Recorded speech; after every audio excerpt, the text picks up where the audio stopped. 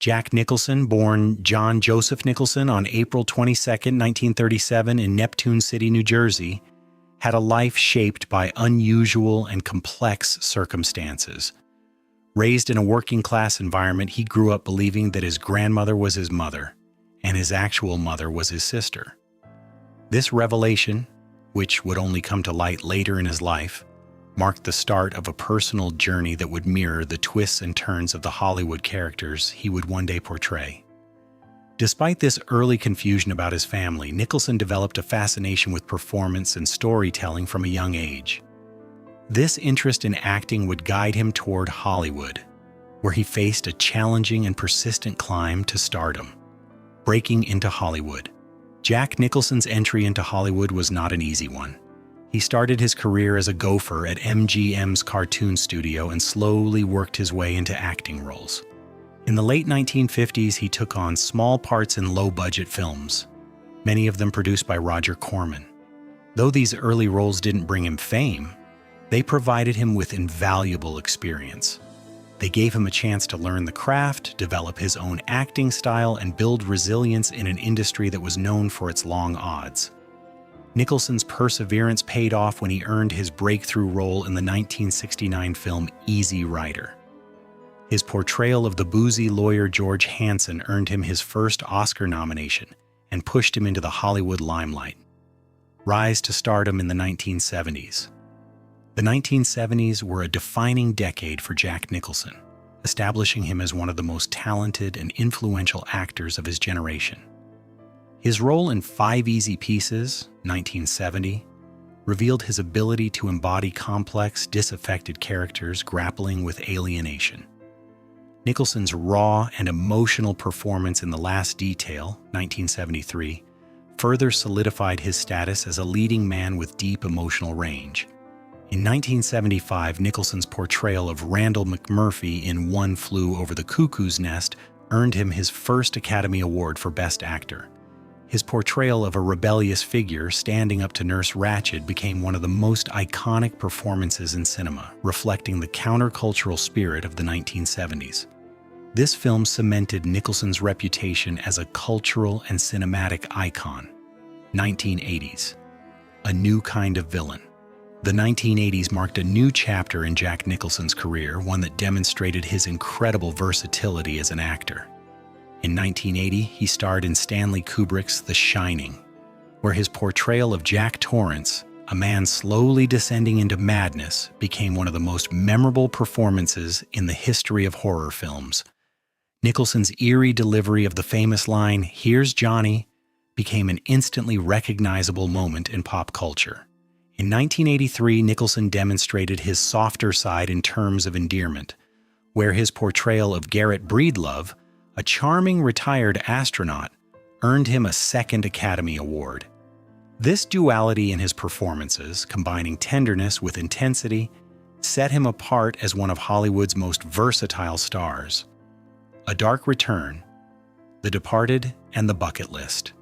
In 2006, Nicholson returned to the darker side of his repertoire with his role as Frank Costello in The Departed, Martin Scorsese's crime thriller. Nicholson's performance as a ruthless mob boss was both chilling and unpredictable, reminding audiences of his ability to create compelling, memorable villains. His work earned him a Golden Globe nomination and further solidified his place as one of the greatest actors of his generation.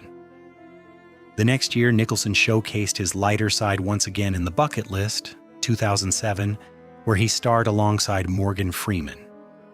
The film, about two terminally ill men embarking on a journey to fulfill their final wishes, was both heartwarming and poignant, inspiring millions with its message about life and mortality. Personal life and relationships. Jack Nicholson's personal life has long been a subject of fascination, often overshadowing his already legendary acting career. His first marriage was to actress Sandra Knight in 1962, but they divorced in 1968 after 6 years together. Despite their separation, they remained connected through their daughter, Jennifer Nicholson, who later became a fashion designer.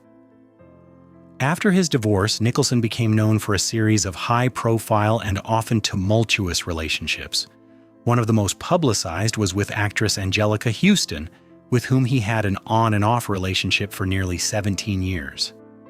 Their romance was as famous for its intensity as it was for its difficulties, largely due to Nicholson's infidelities. Despite their breakup, Houston has often spoken about how deeply Nicholson influenced her life. Fatherhood and legacy. Jack Nicholson's relationships with his children have always remained an important aspect of his life. He fathered a daughter, Honey Hallman, with Danish model Winnie Hallman in the 1980s, though she was raised mostly outside of the Hollywood limelight. In the late 1980s, Nicholson entered a relationship with actress Rebecca Broussard, and the couple had 2 children, Lorraine and Raymond, who would go on to pursue careers in acting. Nicholson's relationship with Broussard was one of his longest, and even after their breakup, they continued to co-parent their children, reflecting a mature and respectful dynamic. Nicholson's legacy lives on through his children, who continue his creative legacy in the entertainment industry. Reflections on Robin Williams. At 88 years old, Jack Nicholson has reached a point in his life where he looks back on his career and friendships with a clarity only time can bring. In a rare moment of vulnerability, Nicholson recently opened up about his late friend Robin Williams. He described Williams as like lightning in a bottle, someone whose humor and artistry were unpredictable yet brilliant. Nicholson admired Williams for his ability to shift a room from silence to laughter in an instant, and he confessed that the world would never see another performer like him. Nicholson revealed that beneath Williams's comedic brilliance lay a man who felt things deeply, a tenderness that many overlooked. Their friendship was based on mutual respect, and Nicholson recalled how Williams was always a good listener, someone who cared deeply about others. The loss of a friend. The loss of Robin Williams in 2014 left a lasting impact on Jack Nicholson. Nicholson admitted that he was struck with disbelief upon hearing the news, unable to fathom that someone who had brought so much joy to the world could be gone. He reflected on how Williams's death reminded him of the fragility of even the brightest spirits. "We think these people are larger than life," Nicholson said, "but they're human, just like the rest of us." Williams's generosity of spirit was something Nicholson would always carry with him, and he credited his late friend for teaching him the importance of giving everything one has, whether on stage, in a movie, or to a friend. For Nicholson, Williams was not just a comedian, but an extraordinary man whose humanity transcended his humor. Honoring Robin Williams. Jack Nicholson's reflections on Robin Williams serve as a heartfelt tribute to a friend and fellow artist whose talent and generosity left an indelible mark on both the entertainment industry and those who knew him personally. Nicholson, who himself has been an enigma in Hollywood, shared a rare moment of raw honesty about the profound impact Williams had on his life. As Nicholson looks back on his own storied career and personal journey, his memories of Williams remain vivid, a reminder of the deep connections formed between 2 legendary figures in Hollywood. In sharing his thoughts, Nicholson offered the world a glimpse into the complexity of Williams's character and the lasting bond they shared.